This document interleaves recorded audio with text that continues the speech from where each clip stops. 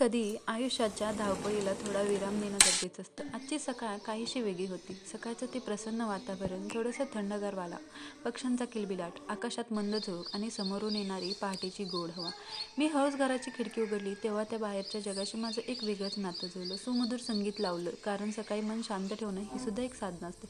बंब पेटवला. बंबाच्या पायपीतून येणारा हिरवा धूर वर येतोय. त्या धुरामध्ये एक प्रकारचं सौंदर्य असतं, कारण तो आपल्या घराच्या उबदारपणाची आठवण करून देतो.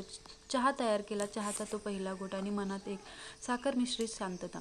देवाच्या मूर्तीसमोर बसून 2 क्षण डोळे मिटले. आभार मानले या नव्या दिवसाचे, कारण दिवसाची सुरुवात देवाच्या नावाने केली की मनाला एक वेगळी ऊर्जा मिळते. आणि मग रात्रीचे ते शांत चंद्रप्रकाशाचं वातावरण आठवलं. चंद्रकलेतून येणारा गारवा आणि रात्रीच्या शांततेतलं सौंदर्य हे शब्दात नाही म्हणता येणार. हे सगळं अनुभवताना जाणवलं की जगणं म्हणजे एक मोठ्या गोष्टी नाहीत, तर अशा छोट्या छोट्या क्षणामधली ही ती मोठी भावना आहे. सकाळचा तो क्षण, पक्ष्यांचा आवाज, चहाचा वाफाळता कप, देवाच्या चरणी नतमस्तक होणं आणि रात्रीच्या चंद्रप्रकाशात स्वतःला हरवून टाकणं, हेच तर आयुष्य आहे. कारण अशा छोट्या क्षणामध्ये तर आपल्या मनातल्या घरकुलाला खरं सुख दडले. तुम्हालाही असंच वाटत असेल तर नक्की लाईक, शेअर आणि सबस्क्राईब करा आणि आपलं चॅनल मनातलं घरकुल ला विचार करू. आणि पुन्हा भेटूया तुमच्या मनातलं घरकुल.